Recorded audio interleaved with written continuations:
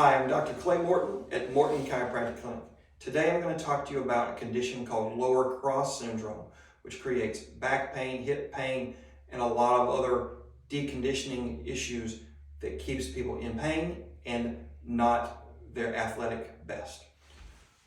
So from sitting, from driving, from doing things that create a bent hip position, these hip flexor iliopsoas gets tight, and then it makes us lean forward. The problem is that we don't walk like this.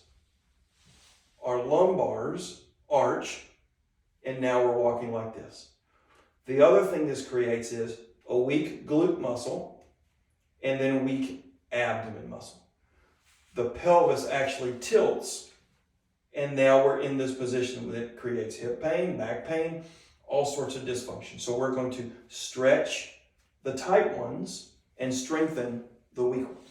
We'll start by stretching the hip flexor. You can do this a couple different ways. If you sit in a chair without armrest, you're going to put one cheek on the chair, hold onto the back.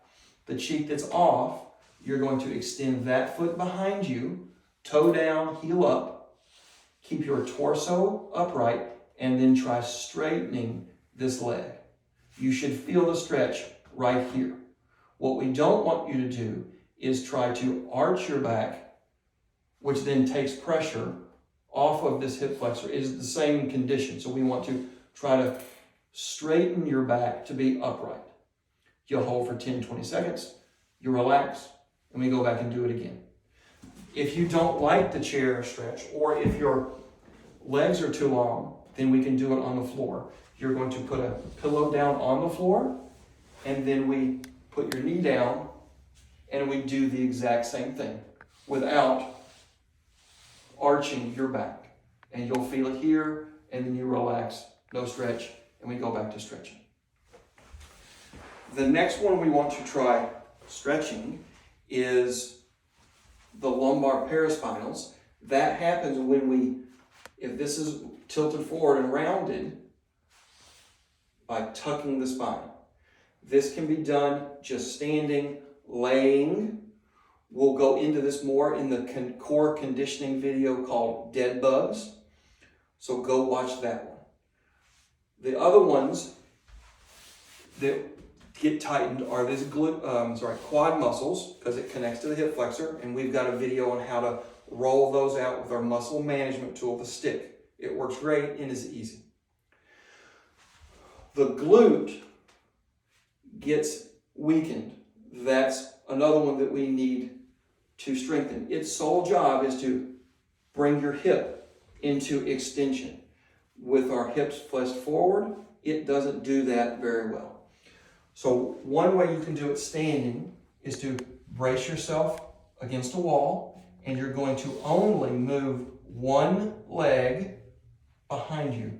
So I'm moving the right leg, all my weight is on the left leg, and I bring my right leg back, and I'm focusing on squeezing this muscle without bringing my torso forward.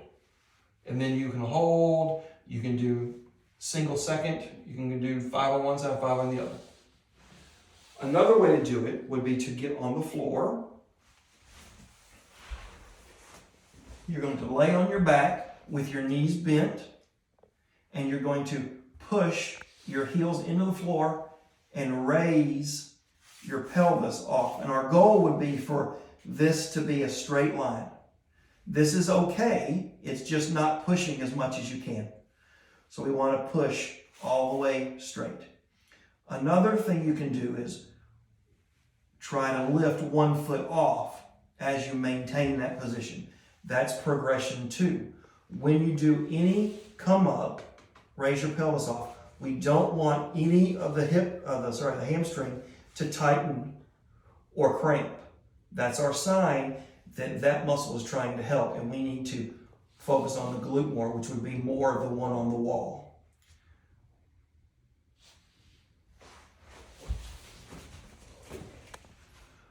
And the last one we do is at work. In the core section videos, we'll show you a bunch of different ways to strengthen the core muscles. These variety of stretches and strengthenings are the way we rehab low back conditions of the lower cross syndrome.